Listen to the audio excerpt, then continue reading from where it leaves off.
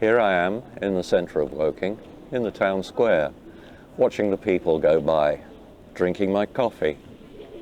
Who are they? Why are they here? And what drew them to Woking?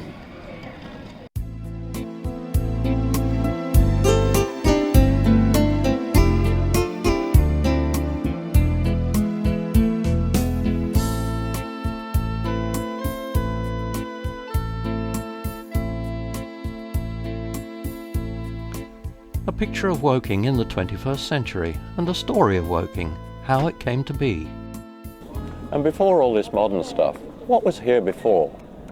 I don't mean what was demolished to make way for this. After all, Woking, like many towns, has been periodically reinventing itself from time to time. It all started here. This is the River Wey in northwest Surrey. It's a tributary of the Thames. There's water meadows, places to graze cattle, catch fish. It's navigable by small boats, although it's fordable in places as well. A place for the ancient tribes to put down roots after the last ice age. No one knows why Woking is called Woking. Maybe it was once Wok's place, he being an Anglo-Saxon tribal chief. Maybe. Archaeology shows that different people passed through here down the ages, just as they still do, but they didn't come to modern Woking. They came here. In the 21st century, it's called Old Woking. It's by the River Wey on slightly higher ground. The Tudors had a palace near here, quite a grand one, but there's not much to see now. There's been a Christian church here since at least the 7th century. And the river bridge and causeway over the water meadows are probably at least as old, in one way or another. So why is Woking, modern Woking, where it is now? The answer is this: the railway. In the Great Britain of the 1830s, the brand new idea of train transport brought on a fever of building, and a route from London to the port of Southampton was going to make some people lots of money. The actual route plan went through various iterations, but the final version had its first interim terminus here.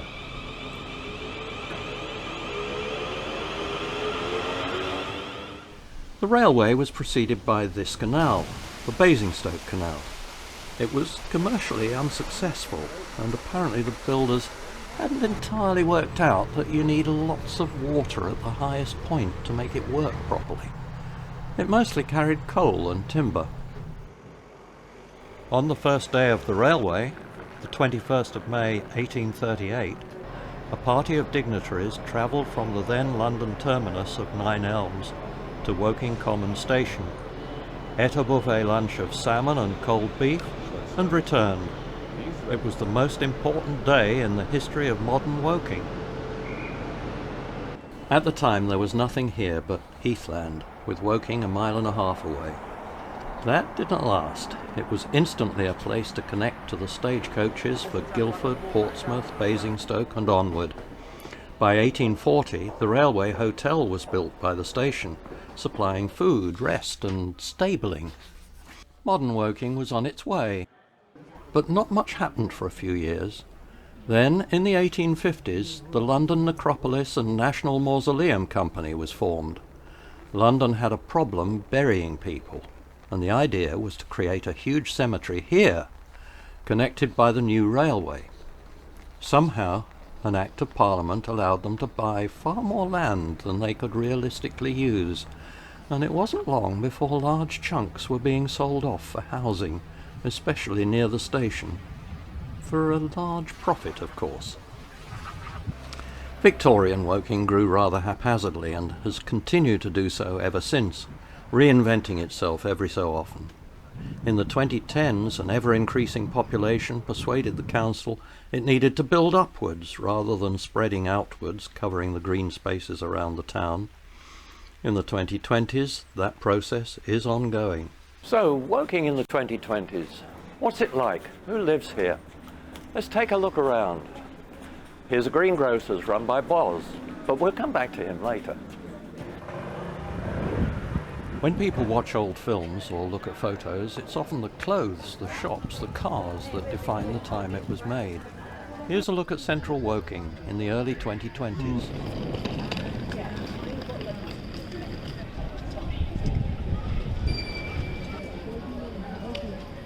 Restaurants. Good afternoon and welcome to Backrow, Woking's premier Italian restaurant, #1 on TripAdvisor. We'll see you for lunch or dinner.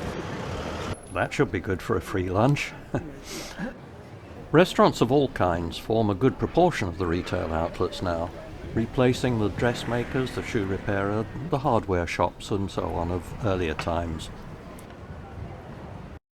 Woking Borough is long and quite narrow. Not only does it include the town itself with various districts, but also surrounding villages, or maybe they're small towns. The Byfleets, Purford, Knaphill, Horsell. The summer of 2022 was a time of celebration of the Platinum Jubilee of Queen Elizabeth II. The town and its surroundings were decorated. Here, knitted soldiers in West Byfleet.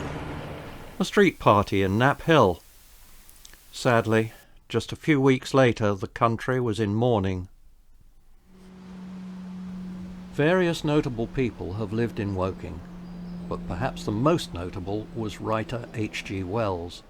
He lived in Maybury Road for 18 months and wrote The Invisible Man and War of the Worlds. No one would have believed in the last years of the 19th century that this world was being watched keenly and closely by intelligences greater than man's. Yet across the gulf of space, intellects vast and cool regarded this earth with envious eyes, and slowly and surely drew their plans against us. Very early in the morning, Ogilvy, who had seen the shooting star and who was persuaded that a meteorite lay somewhere on the common between Horsell, Ottershaw and Woking, rose early with the idea of finding it. Find it he did, soon after dawn, and not far from the sandpits.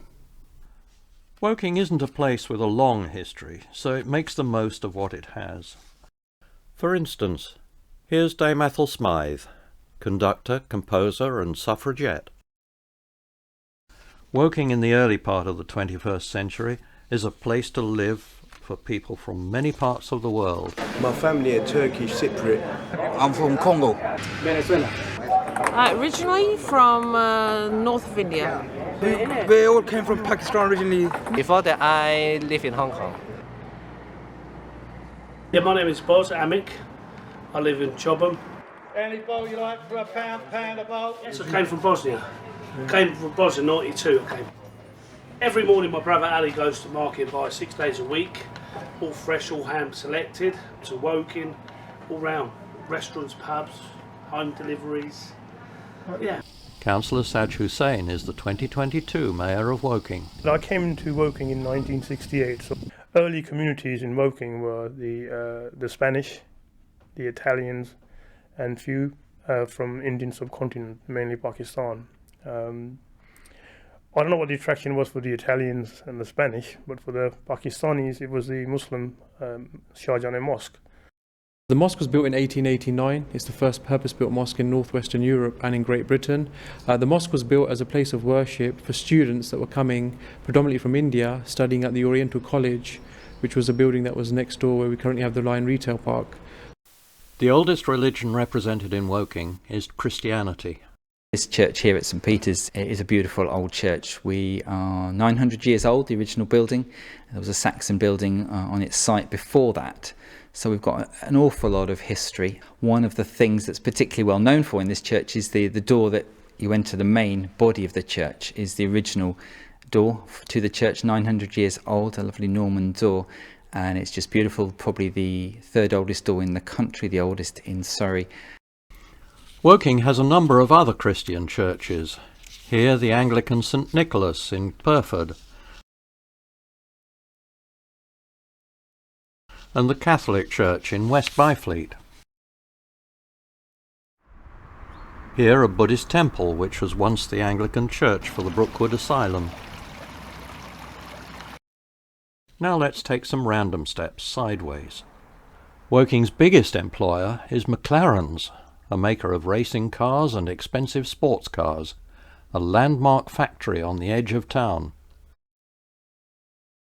In the centre, another landmark is the Ambassadors Complex with cinemas and theatres. Here in a quiet period, but not for long. Ambassadors Theatre Group has been around for 30 odd years. It established itself here in Woking back in 1992. In the New Victoria Theatre we have mostly touring product, so big musicals like Chicago, so really kind of big touring shows that tour nationally into theatres of this particular size. And then that's peppered through the year with other shows, so some tribute acts, some one-night shows that make up the rest of the programme. This is Woking's men's shed, a more organised version of the one at the bottom of your garden. The purpose of the shed project is to address the issues surrounding loneliness and isolation in older men. Meanwhile, in Knapp Hill, this is the community fridge. Trying to take surplus waste from supermarkets and the local community, stop it going into landfill. That goes hand in hand with now providing surplus food to community that is under constant pressure. Continuing the serious vein, Woking's crematorium is one of the oldest in the country, whilst Brookwood Cemetery is still very much in business. Let's take some more random sideways steps. In St John's, people enjoy the canal, these days a place for leisure. Here's Jubilee Square in the summer of 2022. You can sit and watch Wimbledon tennis on a huge screen, or play table tennis yourself. Just down the road is Shearwater. It's long been known as one of Surrey's most deprived areas, but now it's being massively regenerated. I don't know what can I say, is it new as good or no, but not anymore is like Shearwater what looks like it used to be. There's so many new big buildings now. Woking has the UK headquarters of the World Wildlife Fund, next door to Woking's Lightbox Art Centre. The Lightbox is 15 years old this year actually. It started in 2007. It won Museum of the Year award in 2008, a very prestigious nationally recognised museum award.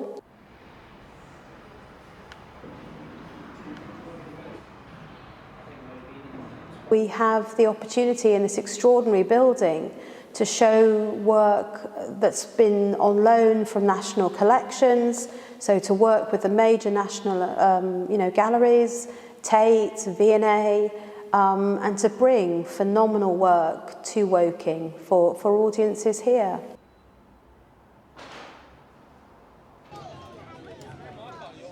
Woking enjoys its leisure. This is Mizzen's Railway, giving joyrides to all. The big sports, like most other towns, are cricket and football. So I think Woking now is a multicultural. There isn't any trouble that you can pinpoint, not to a culture or race aspect. So to whom shall we give the last word? In a town of diverse races and religions, here's Martin Cutmore, president of Old Woking Cricket Club. We've got all types here. And we've also got small people, tall people, dare I say, well, a few people who might be considered overweight, you never know. So there we have it, a look at Woking in the early 2020s. Like most places, it has good and bad, but its growing and ever more diverse population lives mostly in harmony. Is this a fair view of Woking? Who knows? Is it a full view of Woking? Certainly not. It's just a wander through a busy town in the early 2020s. And if by some chance you're watching this in the early 3020s, well, hello from history.